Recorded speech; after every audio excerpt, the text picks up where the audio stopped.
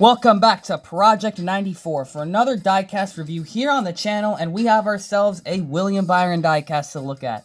This one right here is going to be William Byron and his 2023 Axalta Darlington Throwback for Hendrick Motorsports.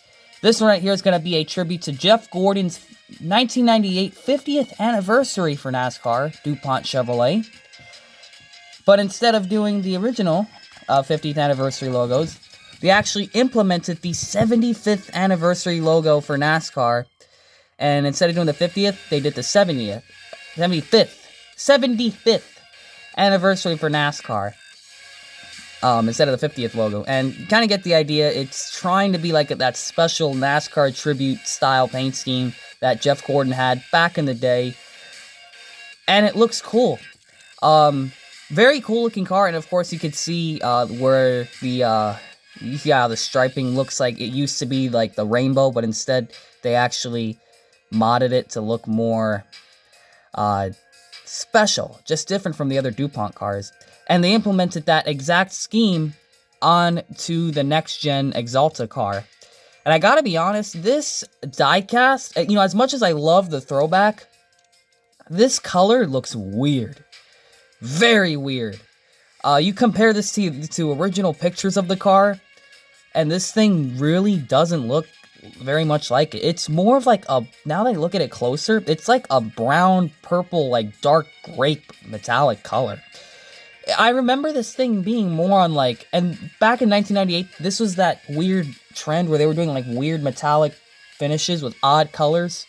I know Mark Martin's Sin Power car was like this, and it had like a weird color, and they never could get the diecast right. To me, this is just one of those paint schemes. Like, look at the color. This doesn't look... I can guarantee you, the original diecast did not come out like this. This color is either wrong, or whatever they did with it. The color is just... I don't know. That's like the biggest concern for me with this car. And I was a bit worried. Even the real car was more on the dark side. But this color definitely does not look like the right color. This thing is... I'm not even sure how they could mess that up. Like, isn't it more in like the goldish, like, fool's gold style more? With like some like... Just the paint, like the way it shined. It also, like, when the light hit it in certain ways, it would look like green or pink. It's like one of those funky, like... lowrider type colors, like the lowriders, those crazy paint jobs.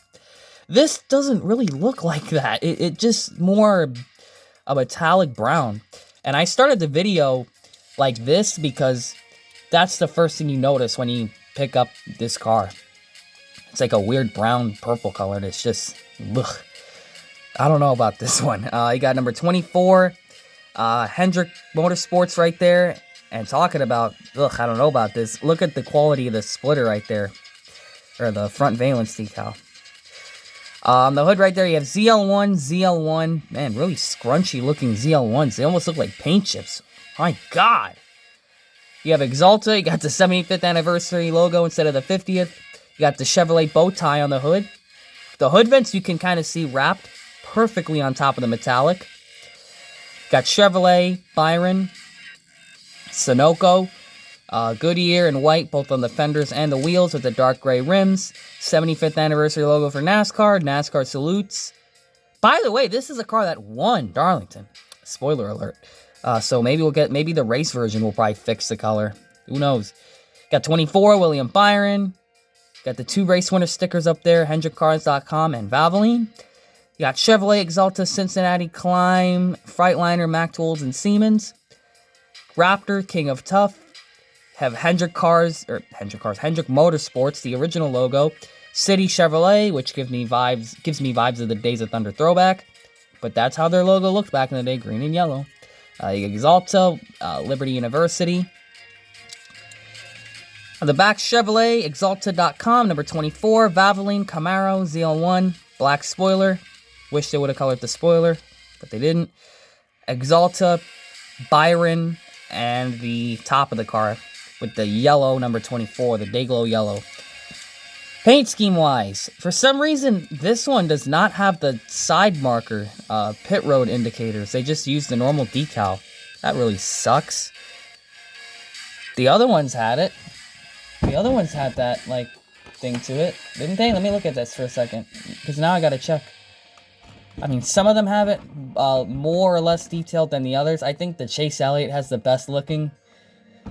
I don't know, man. A little bit inconsistent there. We got the number 24 Dayglow number fill-in with the black outline with the Hendrick number 24 font, because why would you have to change that? That's exactly how it was on the original. On the front and the back as well, it has it. But back to this color, like, look at that. This does not look like it. This really does not look like that car. This is like the weirdest, oddest shade of like purple. It almost looks brown. Like, I just cannot get over like the weird paint they used on this. I will give them credit for this. I like metallic finish diecasts. This is going to look good with all my metallic finish diecasts, but just the color is so hard to master that the accuracy of the diecast kind of suffers for it. On the front of this thing, you're going to have the Valence with the dark green with a... Honestly, the yellow or the green they used is such a mix of like green that it almost comes out so weird looking. They have the darker shade and then of course the bright shade. And you can see how it looks in the front right there. Very much underneath the OEM details.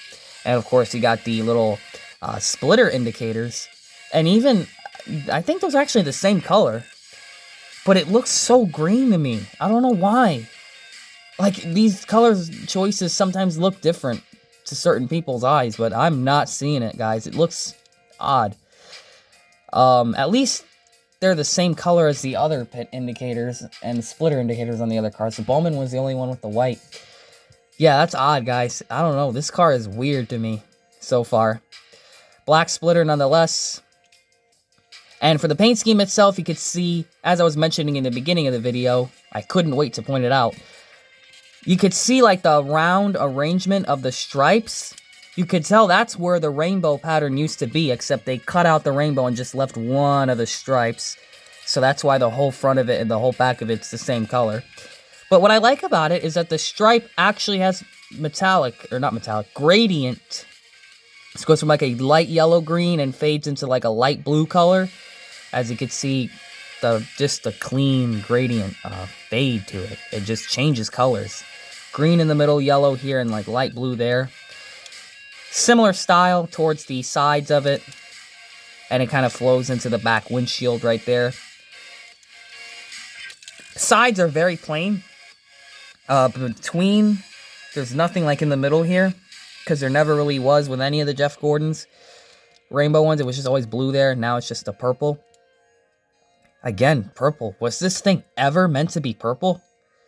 Oh, let me pause the music for a second. Now I gotta check this. This is an interesting one. Yeah, this color is not right. The diecast is wrong. The actual car... Let me actually get this in here. So, look at the actual car for a second. I know the light's gonna ruin what I'm trying to do here. Look at how the car actually really looks like. Where on any of these cars do you see the purple?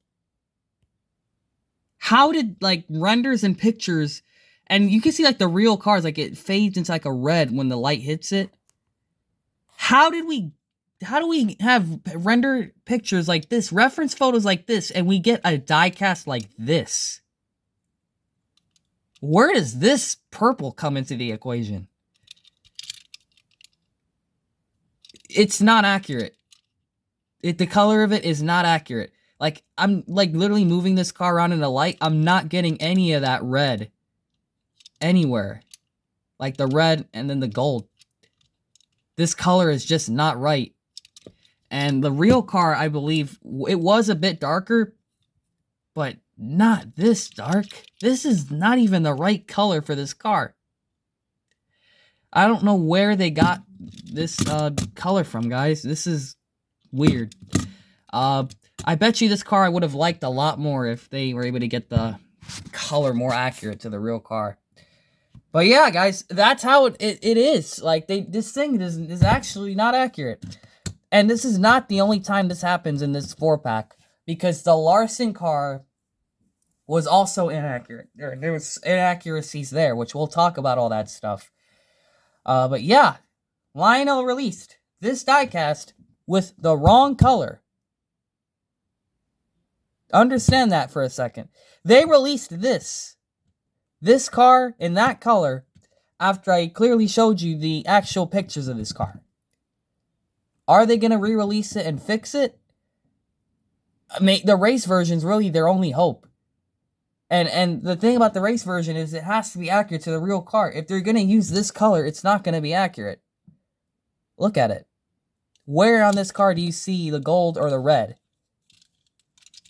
I don't know, guys.